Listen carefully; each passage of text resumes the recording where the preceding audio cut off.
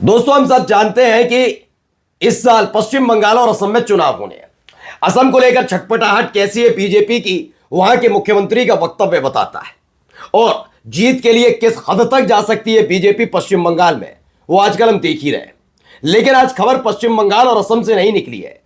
उससे पहले एक राज्य ने अपना जनादेश सुनाया और हालत यह हो गई कि भारतीय जनता पार्टी का नाम लेने वाले भी उस राज्य में नहीं मिले। यह कोई ऐसा वैसा राज्य नहीं है।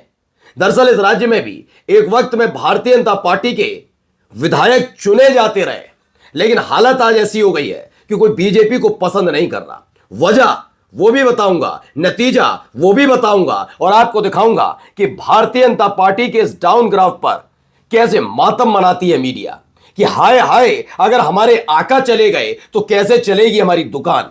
वो दुकान जो नफरतियों के भाषण को अमृत बताने में तुली हुई थी। जी हां, इसी राज्य में बीजेपी के एक विधायक ने सारी नफरत की हदों को पार किया था और यही नफरत की राजनीति जो बीजेपी के नेताओं की तरफ से बोई जाती है, उसे इस प्रदेश की जनता ने नकार दिया। हालत हो गई कि कैसे, कहां, किस तरीके से अपने प्रत्याशियों को जिताया जाए। एक शानदार जीत न केवल कांग्रेस पार्टी ने दर्ज की, वही कांग्रेस पार्टी जिसके नेता को दिन रात पप्पू पप्पू और उनकी संसद सदस्यता छीनने के लिए लोकसभा में सारे पैंतरे चले जाते हैं। मैं बात राहुल गांधी की कर रहा हूं। कांग्रेस पार्टी की शानदार जीत और बीजेपी का नामो निशान उड़न-छू हो जाना। नमस्कार, मैं हूं प्रांशुपाल गौतम और आप देख रहे हैं टाइम्स एक्सप्रेस। वैसे तो मैं खुद भी कहता हूं कि किसी भी चुनाव में जीत और हार चलती रहती है। भाई, चुनाव है, जनता पसंद करेगी। एक वक्त था कांग्रेस का जलवा जलाल था, उसके बाद क्या हुआ, डाउन आई। फिर आया मनमोहन सिंह का दौर, जलवा जलाल था। 2014 में लहर आई बीजेपी की, डाउन ग्राफ अभी तक। लेकिन यह बात सच है कि आज मान लेना चाहिए मोदी और शाह सबको, मान लेना चाहिए इस देश की मीडिया को कि यह भारतीय जनता पार्टी का सबसे तगड़ा डाउन ग्राफ चल रहा है। यही नहीं, अब तो और जिम्मेदारी बनती है गोदी मीडिया की कि वो आगे आकर इसकी पोल खोले कि वो जिस राज्य में बैठे हुए हैं वहां चुनाव कैसे जीतते हैं, कैसे खेला किया जाता है। ये रिस्पॉन्सिबिलिटी बनती है, क्योंकि आज नहीं तो कल, कल नहीं तो परसों, साल, 2 साल, 4 साल बाद जब भारतीय जनता पार्टी औंधे मुंह गिर जाएगी चुनाव में, तब इन पत्रकारों का क्या होगा। खैर, पत्रकारों की चिंता बाद में, लेकिन आज थोड़ी बीजेपी से जुड़ी खबर देखिए, कांग्रेस का देखिए कैसे जलवा जलाल है। तो सबसे पहले शुरू करते हैं इस खबर से। दरअसल आपको पता होगा तेलंगाना में चुनाव हुए और नगर निगम का चुनाव था। पहले भी हम आपको दिखाते रहे नगर निगम के चुनाव में इस बार कांग्रेस पार्टी ने, चाहे वो कर्नाटक हो, चाहे तेलंगाना हो, चाहे और राज्य हैं, जहां पर बहुत बढ़िया बेहतरीन करती नजर आ रही है। दरअसल इसकी काउंटिंग जब शुरू हुई तब से ही दुगदुगी बढ़ गई थी बीजेपी की। वजह क्या थी, भारतीय जनता पार्टी शुरुआत में ही पिछड़ती नजर आई।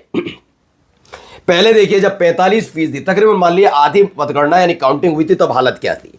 कांग्रेस 536 सीटें, बीआरएस 289, अदर्स 94 और बीजेपी 73 पर, यानी 50% काउंटिंग होने के बावजूद भारतीय जनता पार्टी की हालत यह थी कि उससे अव्वल स्तर पर अदर यानी अन्य लोग बैठे थे। अब यह मत कहिए तेलंगाना, अरे वहां से क्या मतलब है, तेलंगाना में तो बीजेपी। किसने कहा? तेलंगाना के एक विधायक याद है आपको, टी राजा, कितनी गंदी और घिनौनी भाषा शैली का इस्तेमाल करते रहे। खुल्लम खुल्ला गालियां देना उस आदमी का काम था। नफरत तो छोड़ ही दीजिए, उसमें तो बीजेपी के नेता पीएचडी कर ही रहे, संवैधानिक पद पर बैठकर संविधान की उन्हीं अनुच्छेद और धाराओं की धज्जियां उड़ाते हैं जिसमें समानता की बात होती है, सम्मान देने की बात होती है, हर धर्म को, हर समुदाय को। मैं उसकी तो बात ही नहीं कर रहा। वो आदमी खुल्लम खुल्ला गाली देता था। लेकिन आज उसी राज्य में हालत क्या है, याद है असदुद्दीन ओवैसी के खिलाफ जिन महिला प्रत्याशी को मैदान में उतारा था, जहां पर पूरा जोर लगा दिया था बीजेपी ने। हालत क्या हुई, इसी तेलंगाना से खबर निकल कर आई है। तेलंगाना में 73 सीटों पर, अदर्स 94 पर, यानी नाम को लेना ही नहीं चाहता बीजेपी का। ऐसी हालत हो गई है। भारतीय जनता पार्टी की हालत यह कब थी, जब 50% तक काउंटिंग हुई। अभी तो आगे चलिए, काउंटिंग आगे बढ़ती है, आगे बढ़ती है तो उसके बाद हालत देखिए। एएनआई को तो आप जानते हैं, वो चुपके से करके चला जाता, बट ट्वीट के पे ज्यादा वो मत करो, वरना कौन देखेगा एएनआई। एएनआई वाकई एएनआई बस न्यूज एजेंसी नहीं रही। अब न्यूज एजेंसी का काम होता था सही और ठीक खबरें दिखाना, लेकिन वो देखते हैं कि ज्यादा कड़वी भाषा किसी ने अगर मोदी साहब के लिए बोल दी है तो अब उसको प्रसारित ही नहीं करते, दिखाते नहीं, भेजते ही नहीं ये चैनल्स को कि आप चला दो अपने चैनल पर। अब देखिए क्या है, 448 municipal corporation ward have been declared deadlock, यानी 448 म्युनिसिपल कॉर्पोरेशन को लेकर जो पूरा का पूरा डेटा था वो सामने आया। देखिए इससे ज्यादा की तादाद में सीटों पर चुनाव हुए हैं, लेकिन फिर भी देखिए 240 सीटें, कितनी 240 सीटें, वहां पर 140 सीटों पर बीआरएस था, 37 सीटों पर BJP, AIFB 6, AIMIM 1, CPIM 1, independence 14, unopposed 12, कुल मिलाकर यह है। यानी छोटे दलों को भी मिला लिया जाए तो कोई बीजेपी को पूछने के लिए तैयार नहीं। अब इसको जबरदस्ती हिंदूवादियों से मत जोड़िएगा, क्योंकि इतना प्रयास, इतनी गाली गलौज, इतनी गंदगी फैलाने के बावजूद हिंदू तो इस साथ आने के लिए तैयार नहीं है।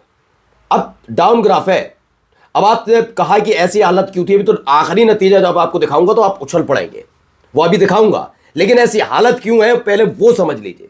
दरअसल ये हालत क्यों है, क्योंकि इस देश की जनता ने देखा है अच्छा खासा प्रदेश एक होता है कि जहां पर बीजेपी एस्टेब्लिश है, उसकी सीधी लड़ाई कांग्रेस से है, तो कांग्रेस से वो तंग आए, उन्होंने बीजेपी को दिया, फिर बीजेपी से तंग हुई तो कांग्रेस को सत्ता सौंपी, सत्ता कांग्रेस तंग आए, जैसे राजस्थान में चलता रहता है।